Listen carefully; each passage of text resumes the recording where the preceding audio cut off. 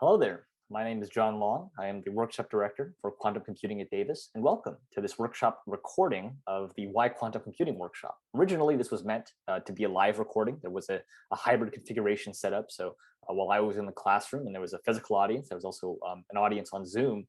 But unfortunately, I forgot to press the record button. That, along with a number of technical snags, means I was unable to get that recording out. But I still wanted to fulfill the promise that I made that there would be some form of recording. So here I am by myself, and I'm going to go ahead and re-record that workshop to the best of my ability. So the objective of this workshop is to kind of define what quantum computing is, as well as the motivations for studying it. So if I go ahead and show you the objectives here. So I want to define what quantum computing is, and I'm trying to give a very nice and gentle definition. It's by no means as thorough as the definitions you might see in, say, Nielsen and Schwang's textbook, which is the canonical text, as well as what is it good for, right? So if after I've defined quantum computing, well, now you want to know why should I bother investing so much time or even paying attention to this technology? And along with it, I want to add some caveats near the end too, just because it's, as with all things in life, there's always some kind of string attached to it. And the last two entries here, what we do and who we are, as well as the plans for this quarter, are more for the logistics of this organization. So if you're just here for the first 3 points, I think near the, you can probably ignore the last 10 to 15 minutes. But if you would like to stick around and follow this organization as well as our future workshops, then please, you're more than welcome to stick around and listen to the last 2 points here. So that being said, let's jump into what is quantum computing. So this is my definition that I think would be nice for you guys to keep in the back of your head, which is the idea of using the principles of quantum mechanics to solve problems. Now, the principles of quantum mechanics, I understand I'm being very hand-wavy here because this is kind of like a nested definition. Now I have to define what quantum mechanics are to you. And I like to think of quantum mechanics as physics for the very small. And I've based this off the simplified Wikipedia and Encyclopedia Britannica definitions.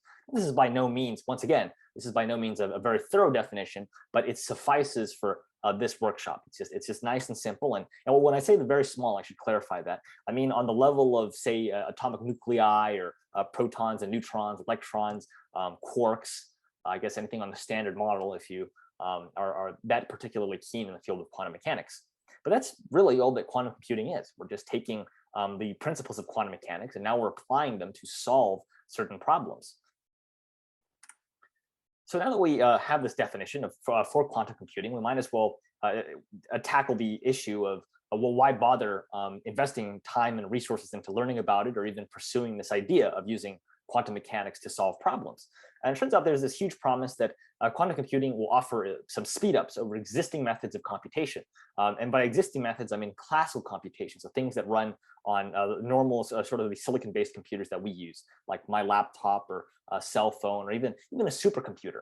And there are sort of two threads to keep in mind here when we talk about speed ups, or two categories of speed up. And I'm taking advantage of Jack Kropensky's a very well-written article here of what is quantum advantage and what is quantum supremacy.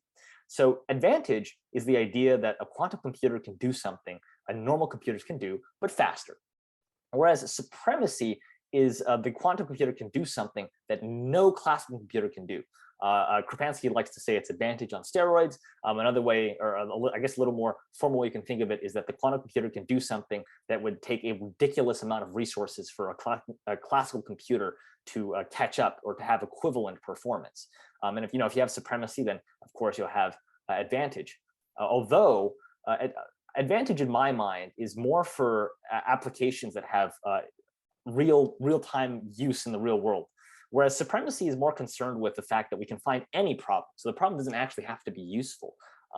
It just has to be something the quantum computer can do a lot better than the classical computer can. Now, I do want to take the time to address some concerns over the use of the term supremacy over the historical context. And there has been a movement to replace the term supremacy with advantage, although I still like to stick with Kropensky's definition here and keep them as distinct, because advantage has the idea that, okay, there's like some kind of speed up, where supremacy is like there's a total overwhelming margin that the classical computer would, once again, take a ridiculous number of resources to catch up to. And the creator of the term quantum supremacy, John Preskill, actually addressed this issue And he addresses it in this piece he wrote in Quantum Magazine's Why I Called It Quantum Supremacy. And I'm taking this quote straight from him. In a race, a horse has an advantage if it wins by a nose. In contrast, the speed for a quantum computer vastly exceeds that of a classical computer for certain tasks. At least that's true in principle. So that goes back to what I just kind of summarized earlier. In fact, that summary just came from Preskel and Kropansky, which is the idea that advantage is just, okay, some kind of speed up, and then supremacy is like, okay, this is massive, absolutely almost just by a huge order of magnitude. So that's basically why the choice of supremacy was given originally, was just the idea of supremacy in one's mind is a significantly more hard-hitting word than, say, advantage. Because advantage, as Preskel highlights here, if it wins by a nose, which it could be a very small speed up, if we just use advantage, where supremacy is, once again, a major improvement. So for the duration of this workshop, and for probably for future workshops, I'll stick around. I'll still stick with this distinction here between supremacy and advantage for future workshops. So that we know this definition of quantum computing, as well as why it's worth investing time into studying quantum computing, it's time to kind of dig deeper into what quantum computers are made out of. And the fundamental unit of computation for the quantum computer is the quantum bit, otherwise known as the qubit, just as how our normal computers use bits that can either be 1 or 0. And for quantum computers, they have qubits. But qubits possess some interesting quantum mechanical properties that our normal bits don't have. And they are defined as superposition and entanglement. And these two terms don't come, they're not unique to the field of quantum computing. They actually have their roots in quantum mechanics, but they've been taken and cleverly applied for the purposes of obtaining those the speedups that I mentioned earlier. So let's go ahead and define superposition.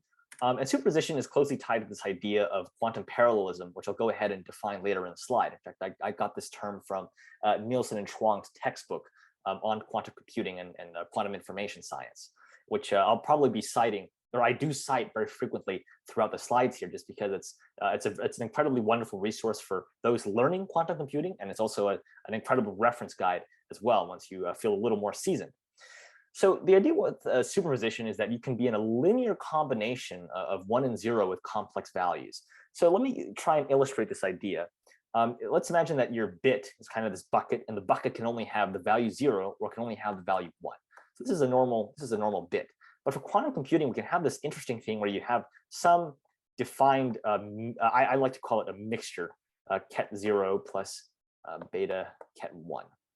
So let me break this down a bit. So the funky little arrows surrounding the 0 and 1, this is part of the Dirac-Brocket notation that's used in quantum mechanics, but you'll see it used very frequently. In fact, in all of quantum computing, you have to get comfortable with Brocket notation. So if you don't know what it is, don't worry. The future workshops will definitely cover that and get you very comfortable with using Brocket notation. But for the purposes of this workshop, just pretend it's, they're not there. It's just a 0 and it's just a 1. But the alpha and beta here, kind of these coefficients are complex valued, which it seems very odd. But it'll make sense in a moment. Just bear with me here. I will explain why these coefficients are here. So you have alpha and beta, and then we impose this restriction on them that we have to take the magnitude. So you take the magnitude of the complex number, and then you square it, and they should all add up to 1. So all these coefficients should add up to 1.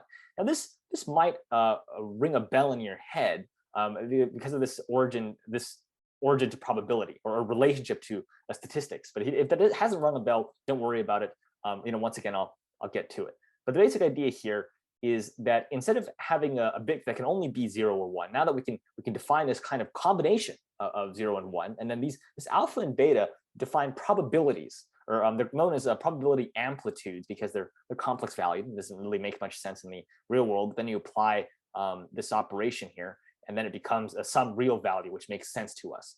So the idea with the superpositions is that given we can have some function, maybe some black box, and traditionally we would have to input one value at a time, and then you get one result out at a time. So one value and then one result at a time. But with a superposition, we can kind of represent one input as a combination of all the possible inputs we give, and we can feed the superposition into the function, and then we get some other superposition out as well. So this is what I mean by parallelism. It's almost as if your function is evaluating all the possible inputs at the same time. Now, the issue here is that we would think like, okay, so if I can set up the superposition, then surely I can undo the superposition, or not undo, but I can figure out the sort of individual values here in the superposition. That means that I can get all the results from all the input superpositions. But that's not the case here, because it's a fundamental property of quantum mechanics is the idea of measurement. So when you're in a superposition, you're in this kind of specialized state. But in order to get information out of the superposition, you have to perform a measurement. And that procedure will force the qubit to become, in some sense, kind of like a classical bit, where it can only have the value 0 and it can only have the value 1. But the alpha and beta here define the probability that you will get a 0 or that you will get a 1. So this is why it has to equal 1. So if I, for example, if there was a 50-50 chance that you get a 0 and a 50 chance you get a 50-50 chance you get a 1, then these would be 0.5 and 0.5. So these alpha, betas, and this doesn't have to be one bit. If you have multiple bits, well, then you can have more possible input values that are in the superposition state.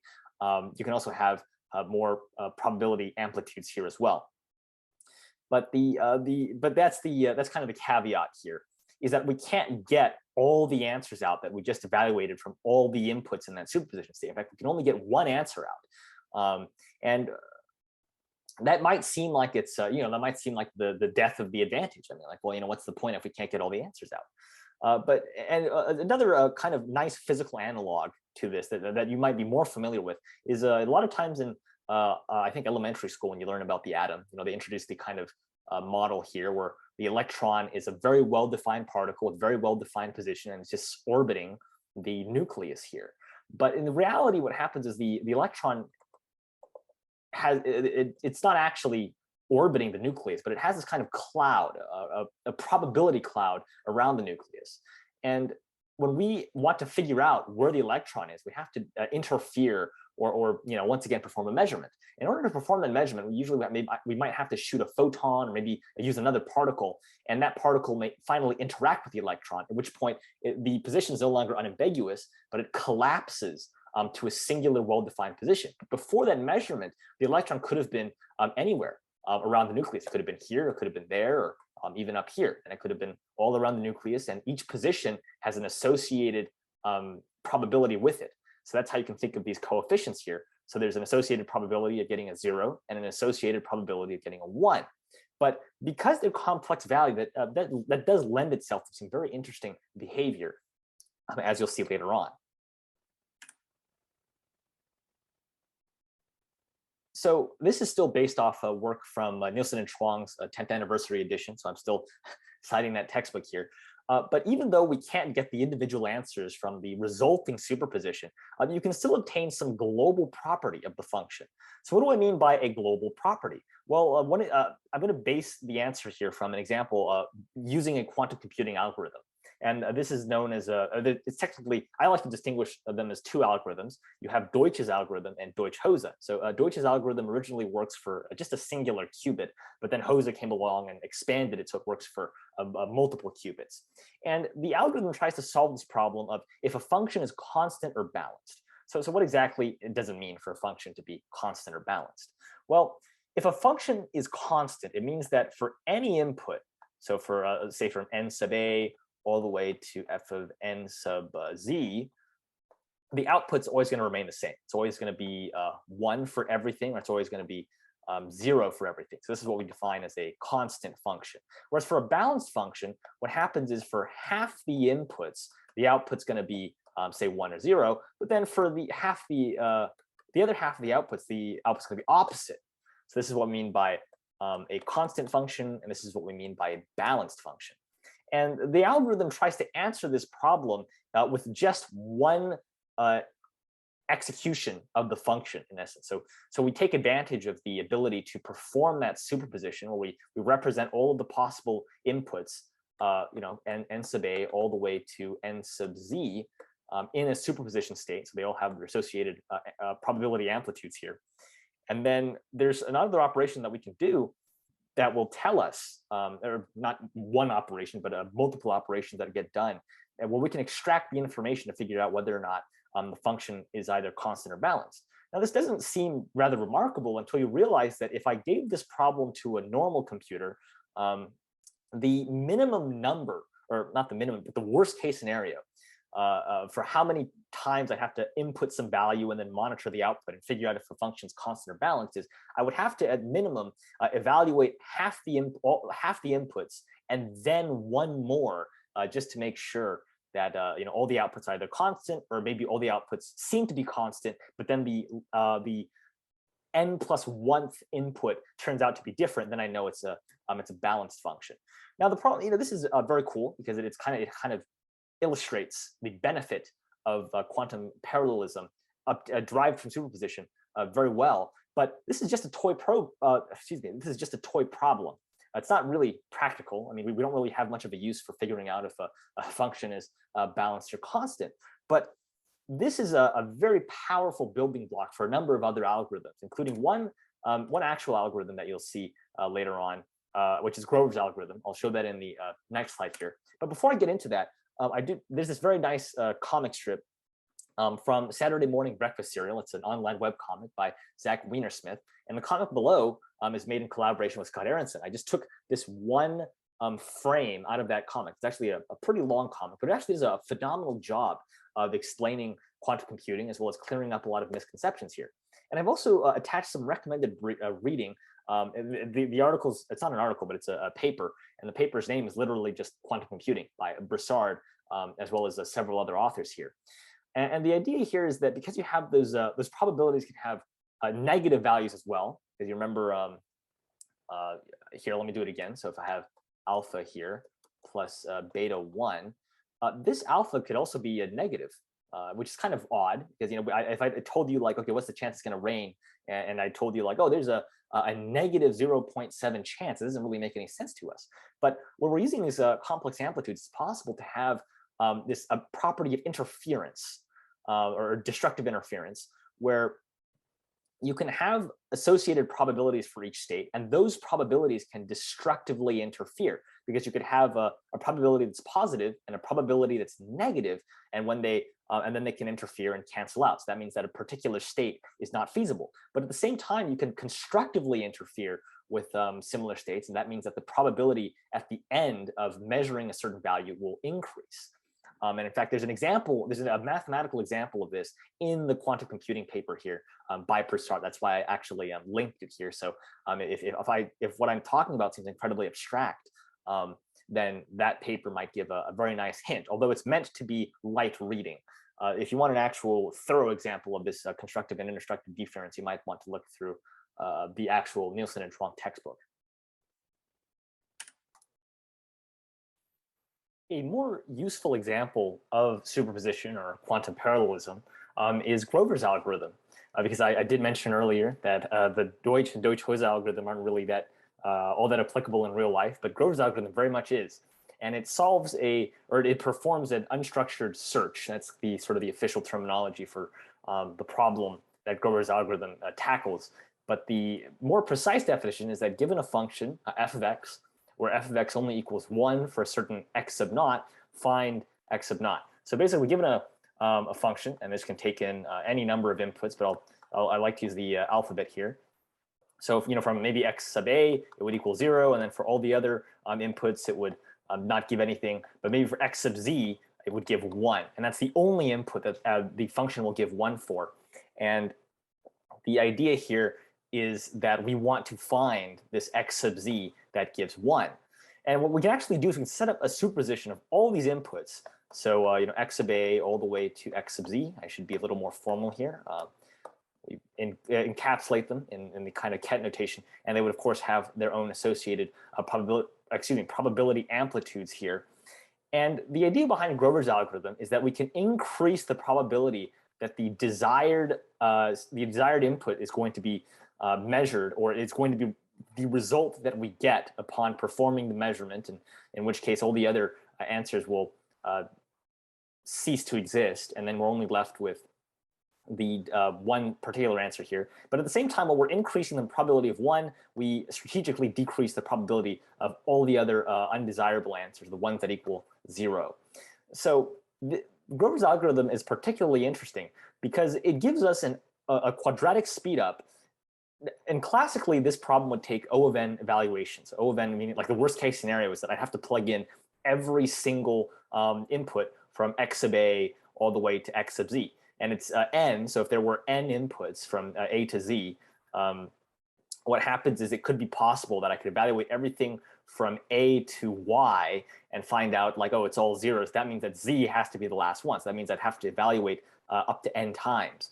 Whereas for Grover's algorithm, we have this rather uncanny property that it only takes a square root of n, evaluations of f of x to figure out what the proper input is. So that's definitely a more applicable use of superposition or quantum parallelism, because there are a number of problems in the real world that you can map to Grover's algorithm. Now, with superposition out of the way, I figured it'd be nice to explore the second property of the qubit, which is entanglement. So in a system of multiple qubits, well, I should preface this. I have to kind of explain some background information first. So in a system of multiple qubits, there's a nice way to combine them to represent the whole system.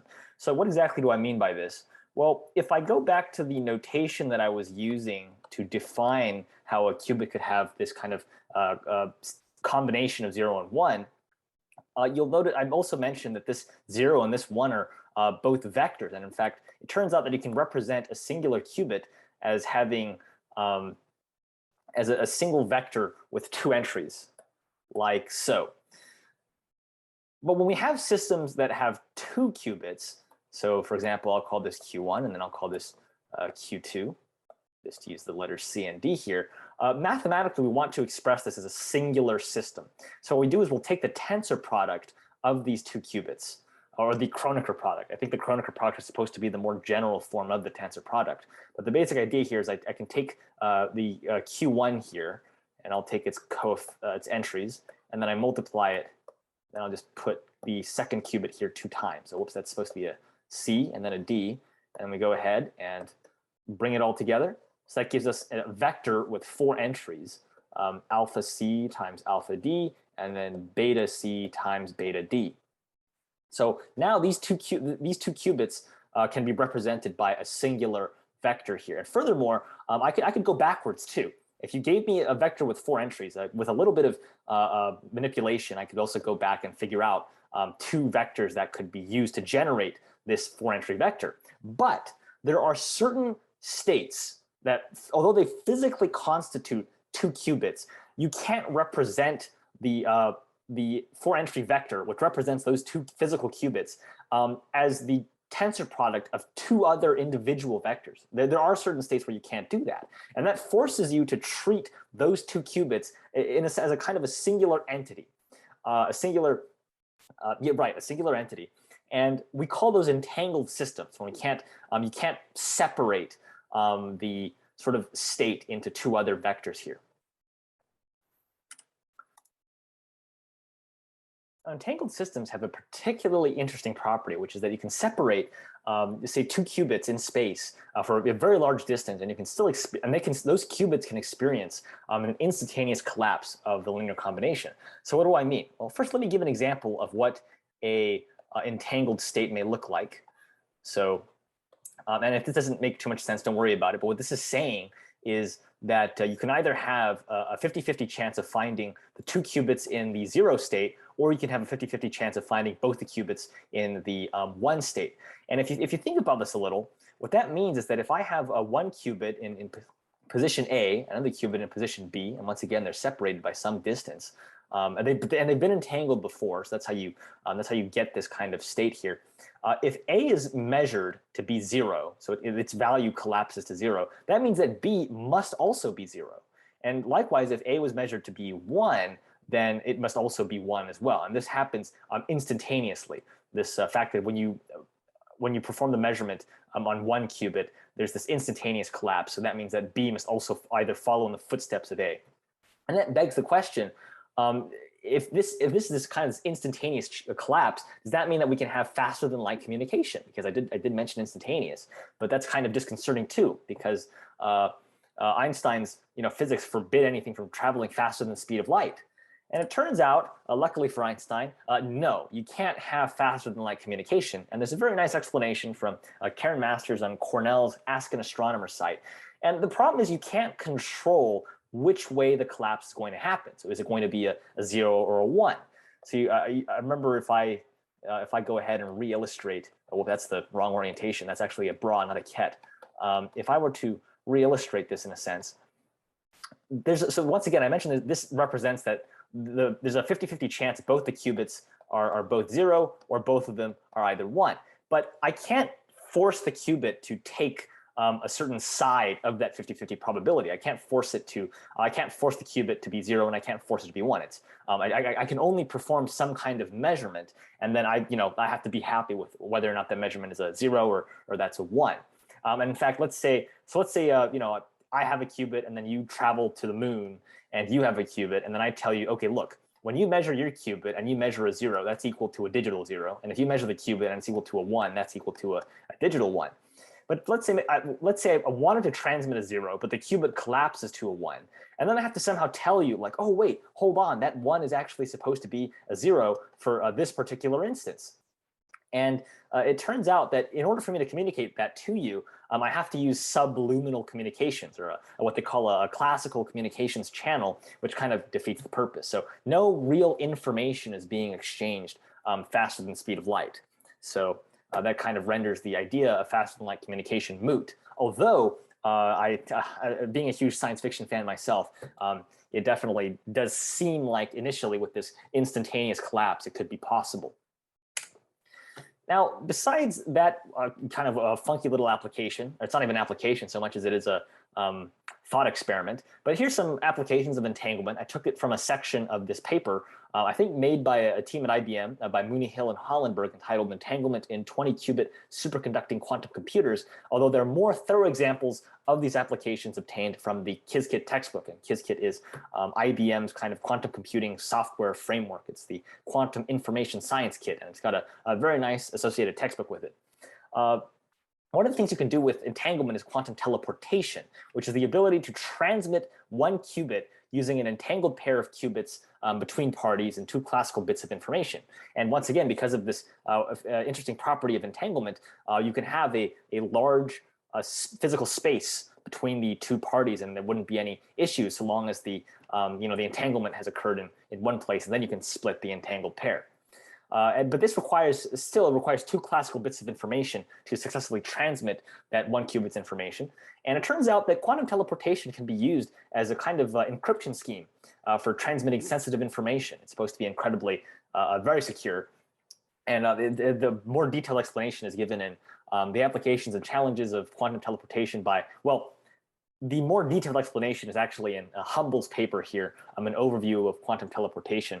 And then there's kind of a nice, I would say, overview or a brief recap as provided by the applications and challenges of quantum teleportation by Tao Liu.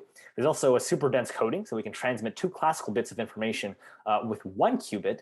And the more, I think the probably one that gets more attention than the other two is quantum error correction. And I got this nice idea, or I guess they quoted, not the idea, but this is a very nice resource that I've consulted before. It's Quantum Error Correction, an introductory guide by Joshua Roth. And the idea is current quantum computers are not particularly reliable. In fact, in the next slide, I'll go over some issues that a lot of current quantum computing hardware has. But the basic idea with error correction is, okay, let's imagine I have one qubit, and then somewhere down the line, some kind of error happens. Maybe someone put their coffee mug on top of my quantum computer and decided to ruin the original superposition state of the qubit. And as a result, some error has occurred. Well, it turns out that we can use entanglement to spread out. So instead of having a singular qubit, we can treat, say, multiple qubits as almost like one singular qubit. So in the essence that if one error happens to a particular qubit, then we can compare it to the two other qubits and figure out what the particular error was. So entanglement allows us to kind of spread out our qubit state, which is particularly advantageous for quantum error correction. There's yet another application of entanglement, which has to do with quantum simulation. And this has to deal with using the quantum computer to simulate other quantum systems, although I'll give some more details on that a little later. But I've taken the definition of this particular algorithm, once again, from the Qiskit textbook, and I've simplified it because I don't want to overwhelm you with too many technical details. But there's something called the variational quantum eigensolver, which is intended to find the minimum eigenvalue given a certain matrix. And this comes up as particularly useful for chemistry, when you want to find the ground state energies of certain molecules. And the idea behind the algorithm is that we have an ansatz that constitutes some kind of guess at the associated molecular quantum state. And what we'll do is we'll tune that guess to get as low a ground state energy as possible. And we need entanglement to be able to represent those the potential quantum states that we're trying to simulate in order to encapsulate all of the potential quantum states that the molecule could potentially be in. And then that helps us find the lowest energy value that the molecule can take, or the lowest energy ground state, excuse me. Whoops, let me go ahead and.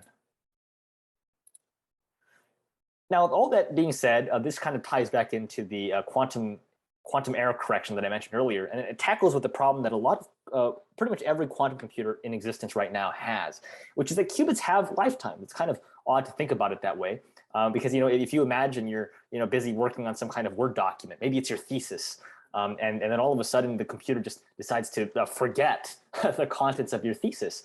That seems something impossible to happen, considering that most of our modern computers are have very long-lived memories, and it seems like we could have a computer run for days, if not hours, and days, if not months or years without any issue. But with quantum computers and their qubits, it turns out that qubits will eventually decohere over time. They'll lose their quantum state.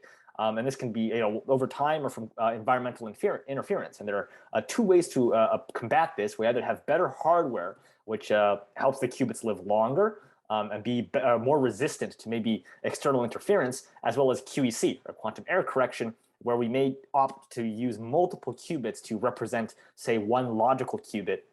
And then from there, we can correct errors as the qubit may undergo some of those errors by itself.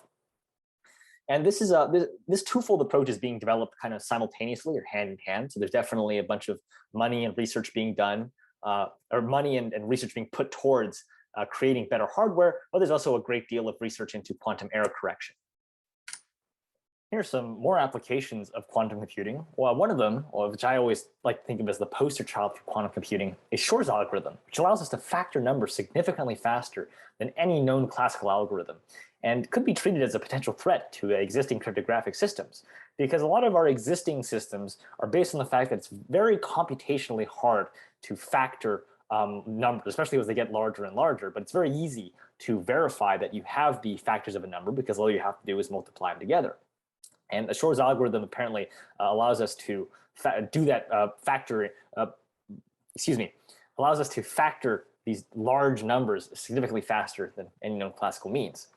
There's also a QAOA, which is the quantum approximate optimization algorithm, and it can find solutions to combinatorial optimization problems like the knapsack problem. So the idea behind knapsack is, I like to think of it as, I like to think of this particular scenario where you are a courier, and as a courier you have a backpack, and your job is to make deliveries to and fro. And your goal as a courier is to maximize the amount of profit you make for each trip. And the way you do that is you want to select packages that may be small in size but high in value. But furthermore, you want to also make it such that you fill up as much space in your backpack as possible, because any leftover space is pretty wasteful.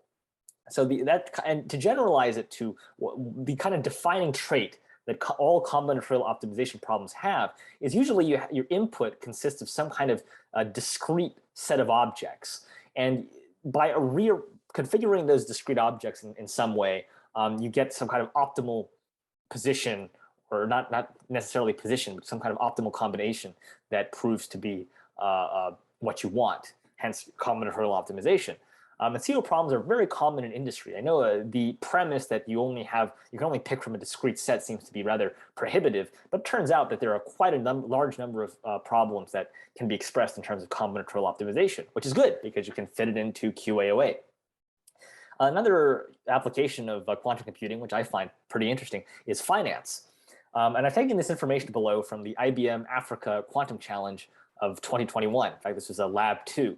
I was able to attend this challenge, and they had one of the challenges was that you had to price an option using the quantum Monte Carlo algorithm. So if you don't know what Monte Carlo is, sort of this brief definition I've taken straight from the quantum challenge entry that's linked above. This is given a function with lots of parameters. We want to sample random values for each parameter and use them to get the expected value of the function by taking the average of all computed values. And the reason you might want to do something like this is because you could have a function that has a lot of parameters and is very difficult to solve analytically. So as a result, you can use Monte Carlo and still get a pretty satisfactory result. And it turns out that Monte Carlo is used a lot in finance to value and analyze different instruments or assets.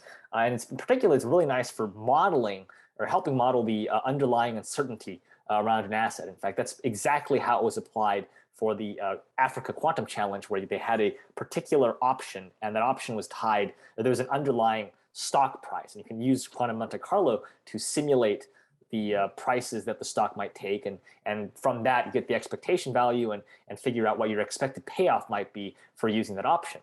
Another application that comes up a lot is portfolio optimization, where you have to kind of pick what goes into or what kind of stocks might go into a certain portfolio, and that can be done with the help of quantum computing. And I've put this additional note here that says, it can be done with quantum annealing. Quantum annealing is it's a different way of doing quantum computation. So it still falls under quantum computing, but as you'll learn from future workshops, there are actually different ways you can approach quantum computation. Considering why I left the original definition in the beginning so open is because there are different ways of manifesting those quantum mechanical properties. Quantum simulation is arguably the original application that was proposed for quantum computing. And I've taken a lot of this information, pretty much all of it, from Nielsen and Chuang's 10th anniversary edition textbook. And it's the problem where if we try and simulate a quantum system on a normal computer, there's this issue that as the quantum system grows linearly, so as maybe we add more and more, say, particles to the system, the number of complex numbers required to represent it grows exponentially.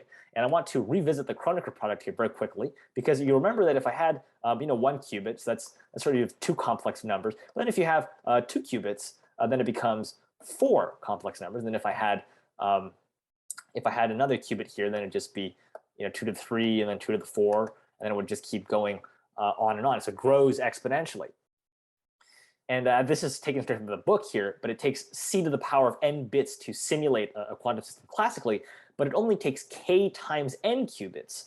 So n here would be like the size of the system, and then c is dependent on the accuracy of the system being simulated, but k is only dependent on the system being simulated.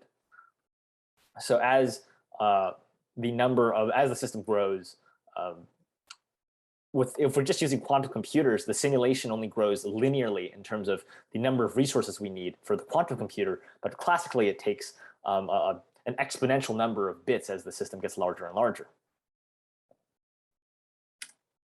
Now, I do want to cover a number of caveats here for quantum computing. Once again, this is taken from Nielsen and Chuang, and I like the direct quote here very nicely.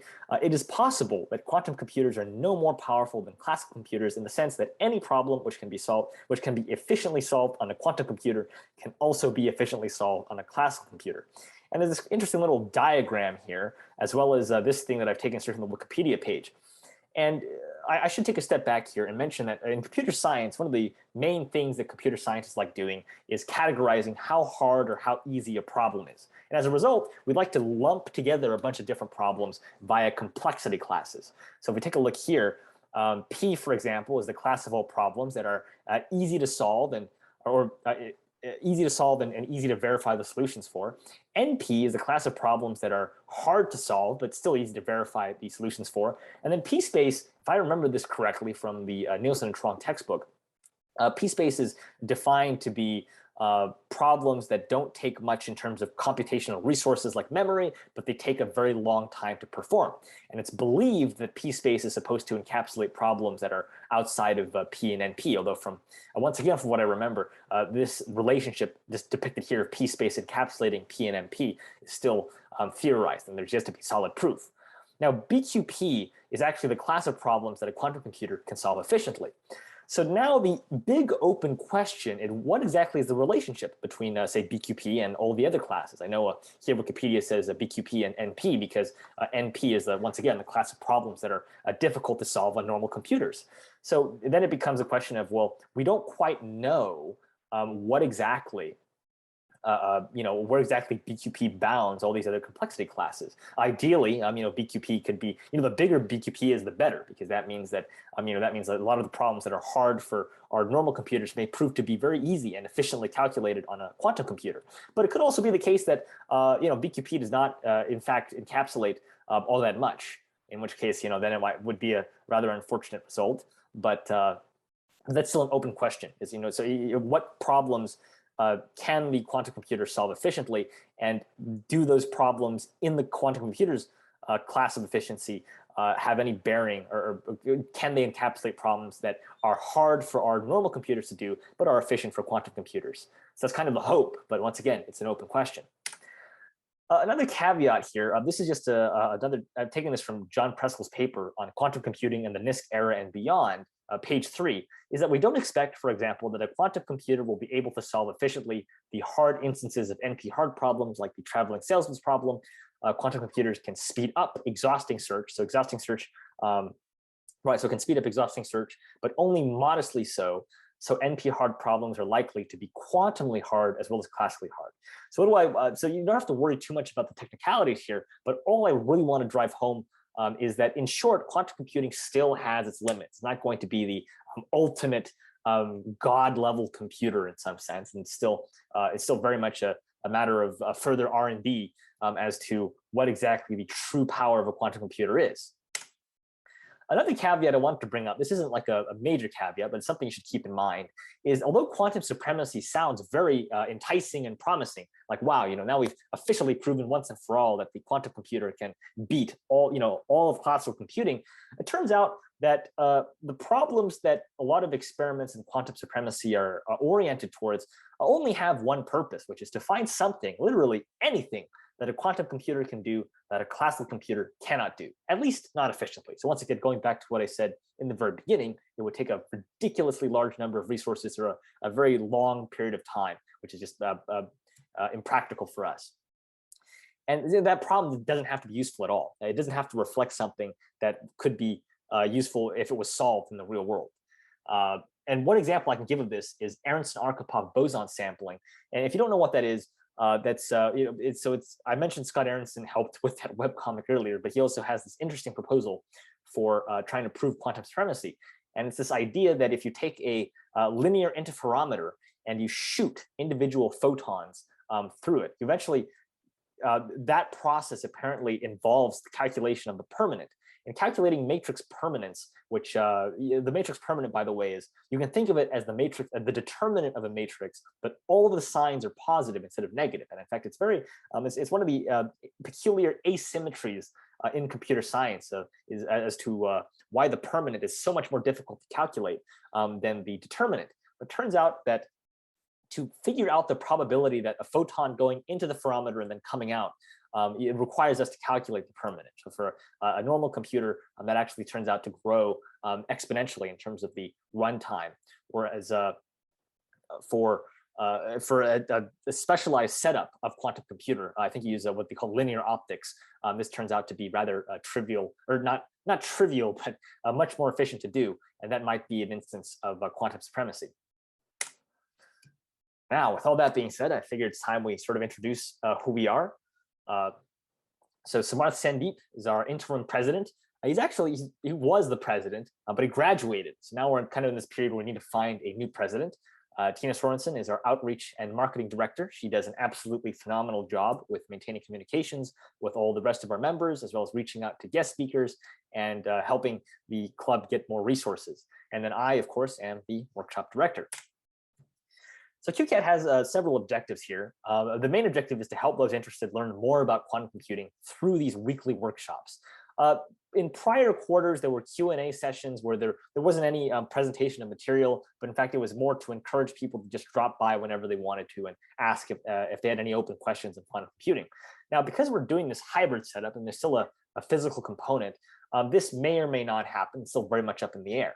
One of our other objectives is to help develop your quantum computing tool set, and the idea is that when you're faced with a problem, we would hope that you would have the knowledge to pick the best quantum computing algorithm that can be used for it, or even better, that there is no algorithm for it and you have the knowledge to build the algorithm yourself. That would probably be one of the priorities of this organization.